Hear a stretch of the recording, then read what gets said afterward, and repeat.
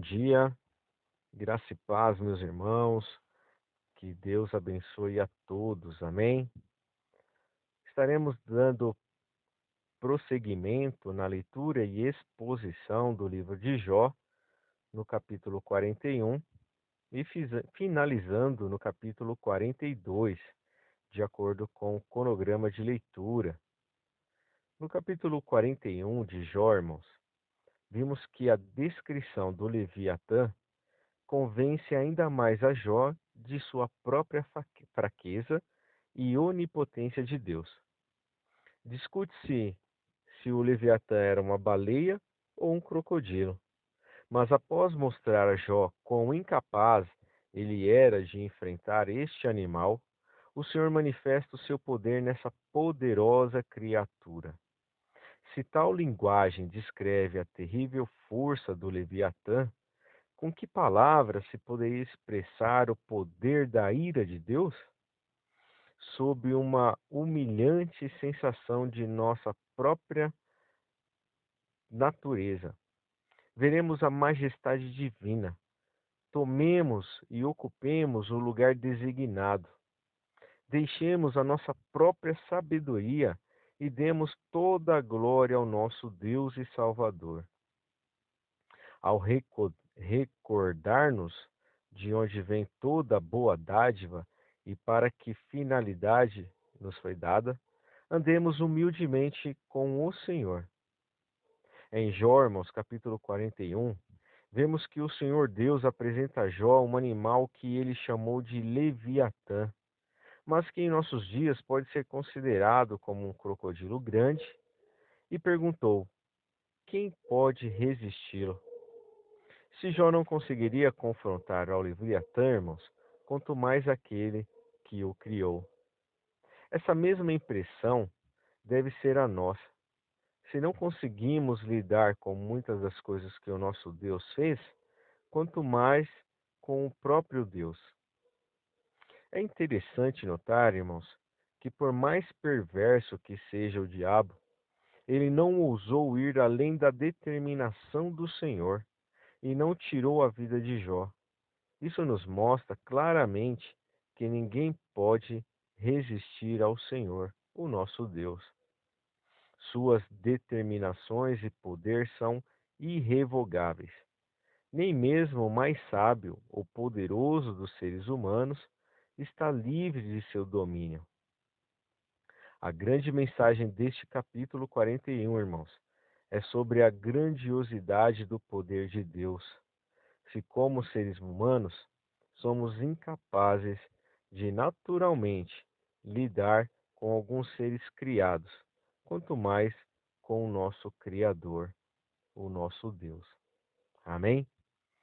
Dando continuidade, irmãos, no capítulo 42, a partir do verso 1, por todo o livro, os amigos de Jó pediram que ele admitisse seus pecados e pedisse perdão. E, eventualmente, Jó de fato se arrependeu-se. Ironicamente, o arrependimento de Jó não foi o requerido por seus amigos. Ele pediu perdão, não por seus pecados cometidos em segredo, mas por questionar a sabedoria, soberania e a justiça divinas. Jó, irmão, se arrependeu-se da sua atitude e reconheceu o grande poder e a perfeita justiça de Deus. Jó estava citando as perguntas que Deus lhe fizera lá no capítulo 38, por volta dos versos 2 e 3. Aberta e honestamente, ele enfrentou Deus e admitiu que havia sido tolo. Você está usando o que não pode compreender como desculpas para a sua falta de confiança. Admita perante Deus que a sua fé não é suficiente para ao menos confiar nele. A verdadeira fé tem início em tal humildade, com humildade. Dos versos 7 a 8, Deus, irmãos, deixou claro que os amigos de Jó estavam errados. O fato de Deus não haver mencionado quaisquer pecados específicos demonstra que ele confirmou a alegação de Jó de que levara uma vida devota e obediente. Os amigos de Jó haviam cometido o erro de presumir que o sofrimento de Jó era causado por algum grande pecado.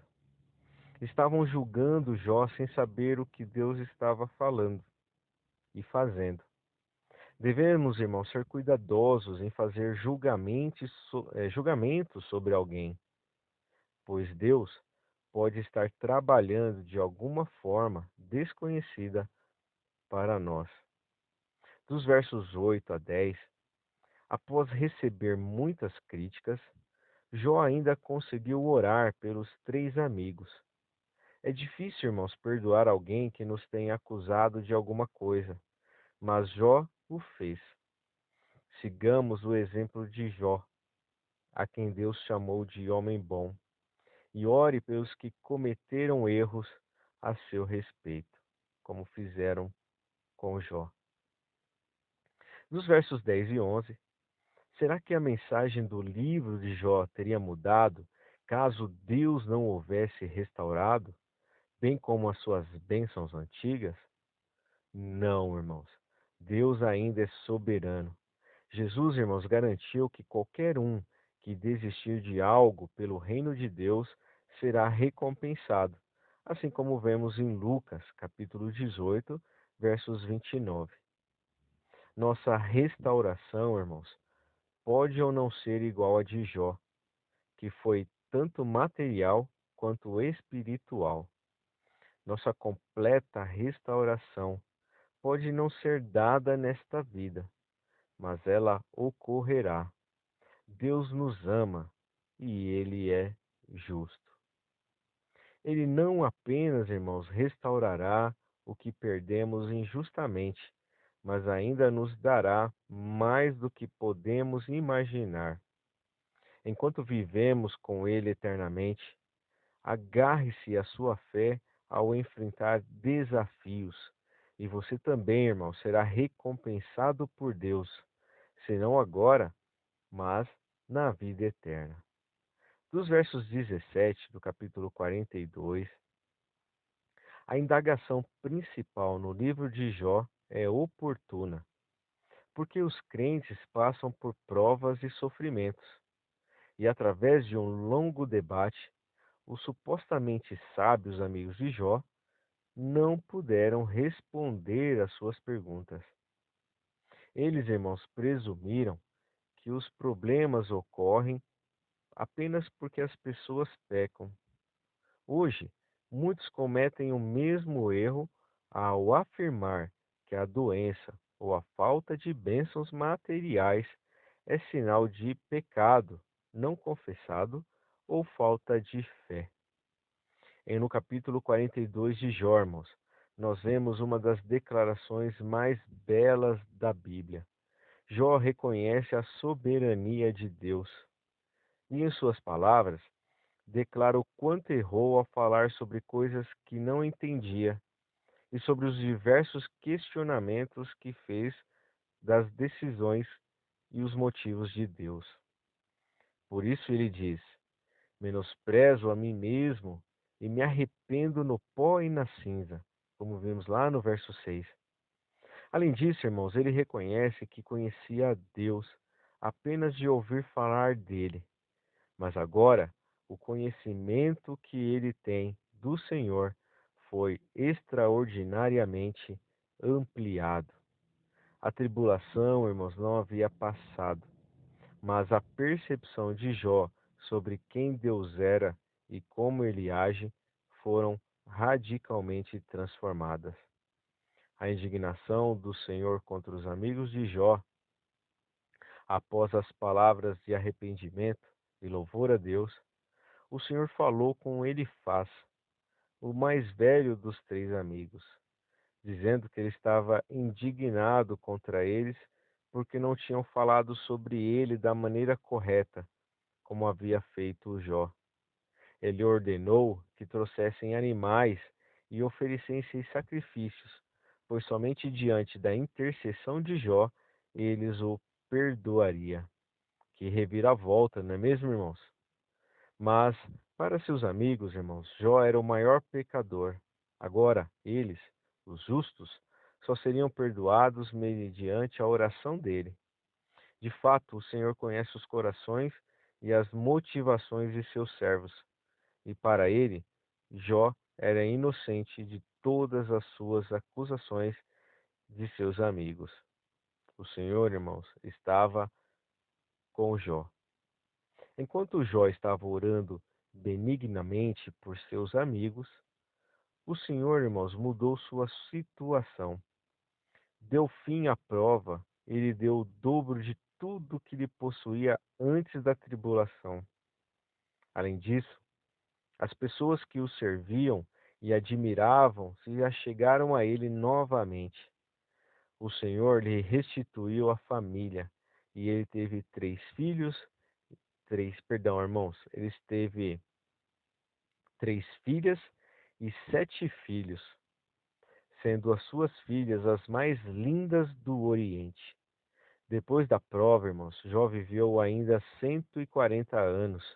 Viveu sua descendência até a 4ª geração e morreu em uma boa velhice, sendo o último seu estado muito melhor que o primeiro. Não é verdade, irmãos? A fidelidade de Jó foi recompensada. O Senhor restituiu toda a sua dor. Esta mesma promessa está de pé para todos os cristãos, quer seja nessa era ou na outra. O Senhor Deus enxugará dos nossos olhos toda lágrima e nos dará um último estado, muito superior ao primeiro. E ali não haverá mais morte, irmãos, nem choro, nem dor, nem clamor alguém se ouvirá na cidade. E com isso, irmãos, nós finalizamos a leitura e exposição do livro de Jó. E eu gostaria, irmãos, de concluir ao ler este livro que se não fosse a graça e a misericórdia de Deus, não haveria, irmãos, nessa história interessante, cujo desfecho nos surpreende, uma vez que esperávamos por resposta, mas Deus não as deu para ninguém. Em Deus, irmãos, eu pude ver os propósitos e inteligência. Deus está sempre no controle de tudo, quer admitimos isso ou não. E também, concluindo na leitura deste livro, irmãos, vimos que em Satanás eu pude ver que um ser invejoso e disposto a tudo para continuar a acusar e a incriminar os verdadeiros servos de Deus. Vi nele, irmãos, grande poder, mas em tudo precisa de autorização divina. Nos amigos, irmãos, pude ver o trigo e o joio, que conosco convivem todo o tempo. Como já disse antes, o joio andará conosco, falará a nossa língua, participará conosco da ceia, roubará nossas bolsas e nossos alforjes, mas nos venderão para nossos inimigos, nos trairão, nos saudarão com um beijo, e depois disso tudo, ainda nem saberemos quem foi quem fez isso tudo. Terrível, irmãos, somente Deus é que, no juízo final, fará a separação do trigo e do joio. Há joio e há trigo, irmãos. Judas ouviu Jesus por 3 anos e meio, mas não foi convencido. Se Jesus não o convenceu, quem o convenceria? Sabem o que entendo disso? É que a palavra da pregação tem 2 funções paralelas. A primeira, irmãos, é a salvação dos filhos de Deus, pois neles é gerada a fé pela pregação quando ouvem e creem. A segunda é endurecer o coração dos filhos do diabo, aos quais não estão destinada à salvação, para testemunho contra eles. Então, irmãos, pregamos para salvação e pregamos para testemunho contra os filhos do diabo, mas não sabemos quem é um nem quem é o outro. Por isso temos que pregar sempre, quer seja oportuno, quer não seja. Em Jó, irmãos, finalmente vimos uma consciência imperturbável, uma fé inabalável e uma vida de oração invejável. Soube contornar e ter paciência diante de todas as desavenças e enfrentou todas as contrariedades, inclusive vindo de sua própria esposa, mas permaneceu firme e no final foi honrado pelo próprio Deus. Não há como não percebermos, irmãos, que do início ao fim, seja qual for o livro que estivermos estudando na Bíblia, é Deus orientando, esclarecendo, falando, instruindo, mostrando o que, como e de que forma, quando, quanto, por quanto tempo. Percebe-se assim, irmãos, o Deus imanente na história de Jó e de seus amigos, que também é transcendente. Ao mesmo tempo, Deus está próximo e tão distante. São umas duas faces que nos comunicam temor. Há tantas lições, irmãos, interessantes em toda a Escritura. Cada vez que nós lemos e nos dedicamos ao estudo delas, cada vez mais me convenço que Deus tanto é onipotente como também soberano. Como é incrível, irmãos, a sua linha mestre que nasce em Gênesis, capítulo 3, e segue toda a Bíblia até o último capítulo em Apocalipse, mostrando que este Deus é maravilhoso, mostrando que Jesus é o nosso Senhor e suficiente Salvador. É Ele que perdoa os nossos pecados. É Ele que nos santifica.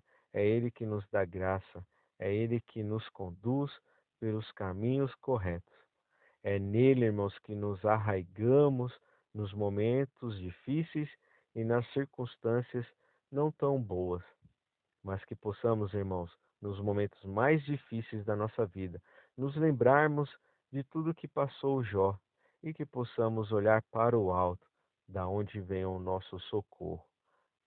E com isso, irmãos, eu finalizo agradecendo aos irmãos a paciência, o carinho e as orações. Foi muito bom estar com os irmãos nesses últimos dias na leitura e exposição deste livro maravilhoso que é o livro de Jó. E agora estou aí aguardando aos irmãos para o próximo livro, que tenho certeza que será uma bênção para as nossas vidas. Continuem conosco, irmãos, continuem orando por cada um dos irmãos que tem se dedicado a estar trazendo aos irmãos o entendimento das Sagradas Escrituras por intermédio do Espírito Santo. Amém? Amados irmãos, fiquem com Deus. Um forte abraço e até a próxima leitura e exposição de um outro livro. Amém? Fiquem com Deus.